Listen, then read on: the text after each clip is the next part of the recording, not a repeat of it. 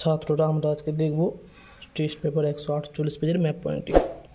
প্রথমে 1 নম্বরে আছে আরাবল্লী পর্বত। তো আরাবল্লী পর্বত এখানে দেখো মুম্বাই মহারাষ্ট্র যেটা আছে এইখানটাতে আরাবল্লী পর্বতটা রয়েছে। 2 নম্বরে হচ্ছে নর্মদা নদী। আমরা এখানে জানি নর্মদা নদীটা এখানে চলে গেছে সাতপুরা বিন্দু পর্বতের মাঝখান দিয়ে। 3 নম্বরে আছে বছরে 2 বার বৃষ্টিপাতযুক্ত অঞ্চল। করমণ্ডল উপকূলে বছরে 2 বার বৃষ্টিপাত হয়। এক হচ্ছে এখানে তামিলনাড়ু, এক হচ্ছে এখানে অন্ধ্রপ্রদেশ। তো এই অংশগুলো থেকে বছরে 2 বার বৃষ্টিপাত হচ্ছে এই উপকূলটা। 4 আছে ম্যানোগ্রোভ, পশ্চিমবঙ্গের সুন্দরবন ম্যানোগ্রোভ অঞ্চল। 5 নম্বরে আছে পূর্ব উপকূলের স্বাভাবিক পোতাশ্রয়যুক্ত বন্দর, এটা প্যারাদ্বীপ আছে, উড়িষ্যাতে অবস্থিত।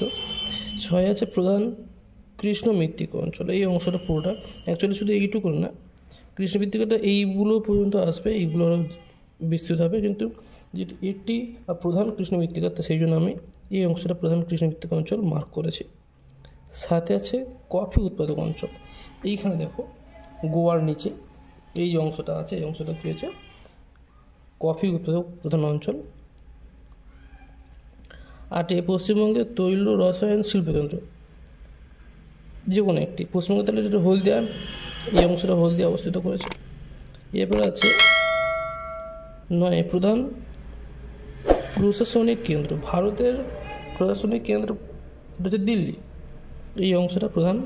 আর হচ্ছে দক্ষিণতম বিন্দু ইন্দিরা পয়েন্ট, এইটা দক্ষিণ ভাগবত যদি বলে তাহলে কন্যাকুমারিকা, কিন্তু যেহেতু দক্ষিণতম বিন্দু বলে তাহলে ইন্দিরা পয়েন্টটা মার্ক করে রাখবে।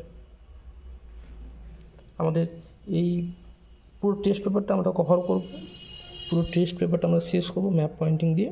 তোমরা অবশ্যই চ্যানেলটা সাবস্ক্রাইব করে রাখো, তাহলে কী হবে তোমরা সমস্ত ভিডিওগুলো যখন আমি পোস্ট করব তোমরা সেগুলো নোটিফিকেশান পেয়ে যাবে।